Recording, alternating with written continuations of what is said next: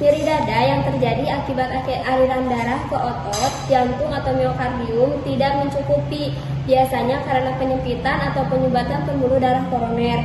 Lalu hal ini menandakan adanya iskemia miokard, yaitu kekurangan oksigen di jantung. Itu definisinya.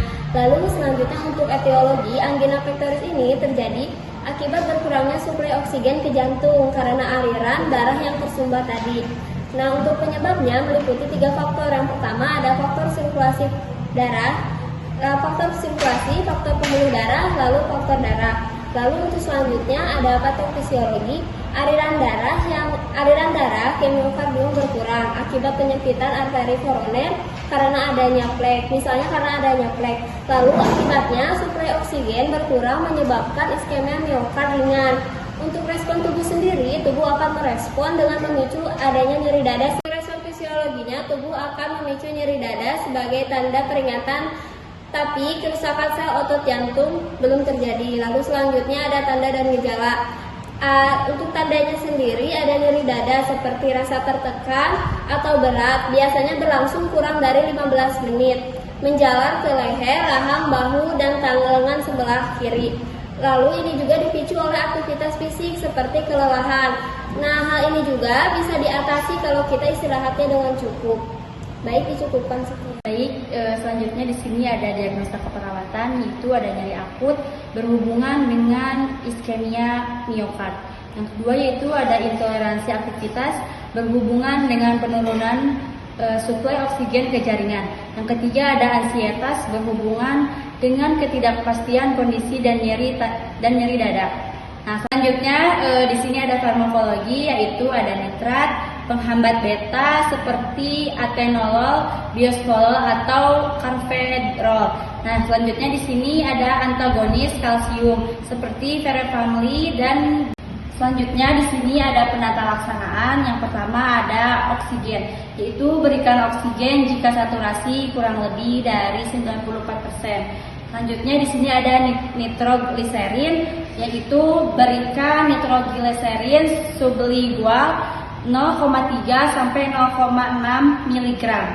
Nah, setiap 5 menit hingga 3 dosis untuk melebarkan pembuluh darah dan meredakan nyeri. Selanjutnya ada aspirin, yaitu berikan aspirin 160 sampai 325 mg kunyah untuk mencegah pembentukan bekuan darah. Nah, yang terakhir yaitu ada evaluasi, yaitu pantau EKG untuk melihat adanya perubahan segmen CT. Jika ada membaik dalam 15 sampai 20 menit, curigai AMI. Baik, selanjutnya di sini saya akan menjelaskan mengenai AMI atau acute myocardial infarction. AMI adalah terjadi ketika aliran darah ke bagian otot jantung terhenti secara tiba-tiba, biasanya akibat penyumbatan arteri koroner oleh plak aterosklerosis yang pecah atau oleh gumpalan darah trombus. Ini menyebabkan kerusakan jaringan jantung. Etiologinya adalah ruptur plak aterosklerosis, pemecahan plak lemak di dinding arteri yang memicu pembentukan trombus dan menyumbat aliran darah. Lalu trombus koroner, gumpalan darah yang menghalangi arteri koroner secara total. Lalu vasospasme koroner berat atau penyempitan mendadak arteri koroner yang mengurangi aliran darah ke miokard. Lalu ada emboli koroner atau gumpalan yang berasal dari tempat lain, misalnya dari jantung, dan menyumbat arteri koroner. Selanjutnya ada patofisiologi. Yang pertama yaitu jika penyempitan berlanjut dan plak pecah, bisa terbentuk trombus gumpalan darah yang menyumbat arteri koroner sepenuhnya. Lalu respon fisiologi, iskemia menjadi lebih parah dan sel-sel miokard mulai mati karena kekurangan oksigen. Jika tidak segera ditangani, area jantung yang kekurangan oksigen akan mengalami nekrosis atau kematian jaringan. Selanjutnya, di sini saya akan melanjutkan tadi yang sudah disampaikan oleh teman saya mengenai AMI atau acute myocardium infarction. Nah, di sini saya akan menyebutkan tanda dan gejala apa saja yang dapat muncul pada pasien dengan AMI. Yang pertama, nyeri dada hebat lebih dari 20 menit. Kalau tadi angina itu kurang dari 15 menit, dan kalau AMI itu nyerinya sudah lebih lama daripada angina. Nah, rasanya biasanya pasien itu akan merasa seperti tertindih benda berat. Yang kedua, tidak mereda dengan istirahat atau dengan nitrogliserin. Selanjutnya, nyeri bisa menjalar ke tangan, lengan kiri, leher, dan paha, atau juga bisa menjalar ke punggung. Selanjutnya, itu sesak napas parah tentunya karena di sini serangan jantung pasti akan memblokade oksigen ke seluruh tubuh sehingga pasien pasti akan merasakan sesak napas yang parah. Selanjutnya, keringat dingin, mual, muntah, dan pusing. Itu sebagai respon fisiologis dari tubuh kita. Dan yang tanda dan gejala terakhir, cemas berlebih atau perasaan akan kematian atau sering disebut down feeling. Selanjutnya, diagnosa keperawatan apa saja sih yang dapat muncul pada pasien AMI melalui dari tadi tanda dan gejala? Maka diagnosa keperawatan yang pertama ada nyeri akut berhubungan dengan iskemia miokard akut. Tadi pasien pasti ada mengeluh nyeri. Itu merupakan diagnosa keperawatan yang aktual menurut saya. Selanjutnya, ada penurunan curah jantung berhubungan dengan gangguan kontraktilitas miokard. Dan yang ketiga adalah risiko shock kardiogenik berhubungan dengan kerusakan otot jantung. Nah, dari diagnosa tersebut, penata laksanaan yang dapat kita lakukan adalah dengan prinsip utama yaitu MONA dan reperfusi. Apa sih MONA itu? Yang pertama M, morfin. Berikan morfin jika nyeri sangat hebat dan tidak membaik dengan menggunakan nitrogliserin.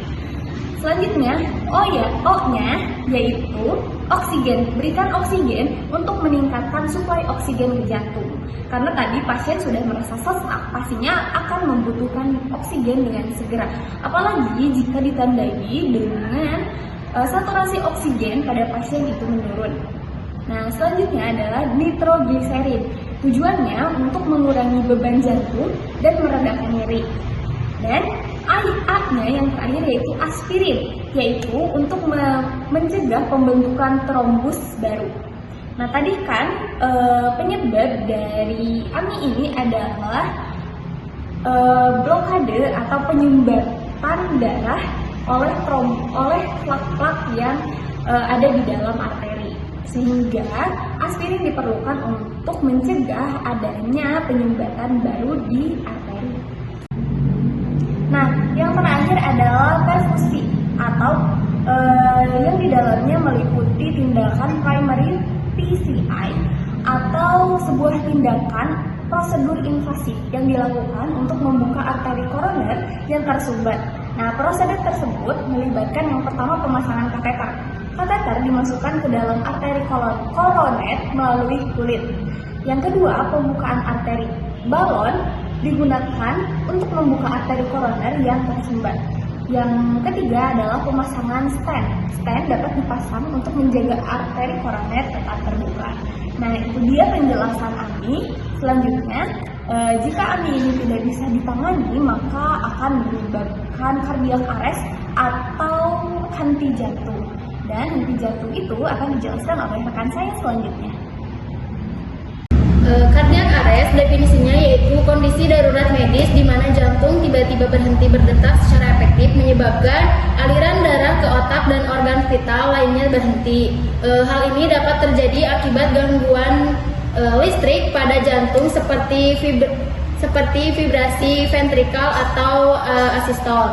Adapun etiologinya yaitu yang pertama jantung koroner atau serangan jantung, yang kedua ada gangguan irama jantung atau aritmia, yang ketiga ada hipoksia atau kekurangan oksigen, yang keempat shock listrik, yang kelima ada hipotermia, yang keenam ada overdosis obat atau racun.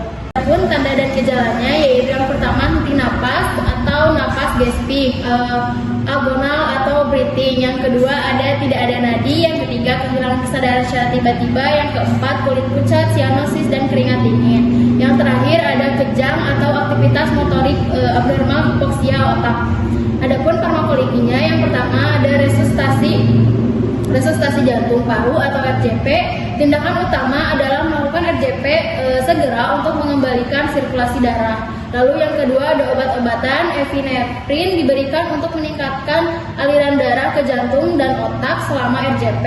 Lalu ada amiodaron dapat digunakan untuk mengatasi aritmia yang tidak responsif terhadap Untuk patofisiologi pada kasus Cardia arrest ini yaitu pada kasus AMI yang parah, gangguan listrik pada jantung bisa terjadi akibat kerusakan miokard atau gangguan elektrolit. Dan yang kedua yaitu ada respon fisiologinya, yaitu jantung memompa darah menyebabkan penurunan perfusi ke otak dan penurunan organ vital secara mendadak. Dan untuk diagnosanya yaitu ada dua. Yang pertama yaitu penurunan curah jantung berhubungan dengan perubahan irama jantung, perubahan frekuensi jantung, perubahan kontraktilitas, perubahan preload dan perubahan afterload. Dan yang kedua diagnosanya yaitu ada gangguan sirkulasi spontan berhubungan dengan abnormalitas kelistrikan jantung, abnormalitas struktur jantung dan perubahan perfusi ventrikel. Dan untuk penata laksanaannya yaitu ada 4. Yang pertama kita bisa cek respon pasien seperti panggil dan goyangkan perlahan. Dan yang kedua ada aktivitas bantuan medis seperti bisa menghubungi layanan darurat. Dan yang ketiga lakukan CPR atau resusitasi jantung paru. Secara 30 kompresi dada berkecepatan 100 sampai 120. Yang kedua 2 ventilasi napas seperti napas buatan jika memungkinkan. Dan yang keempat yaitu ada AID atau automated external defibrillator jika tersedia di sekitar.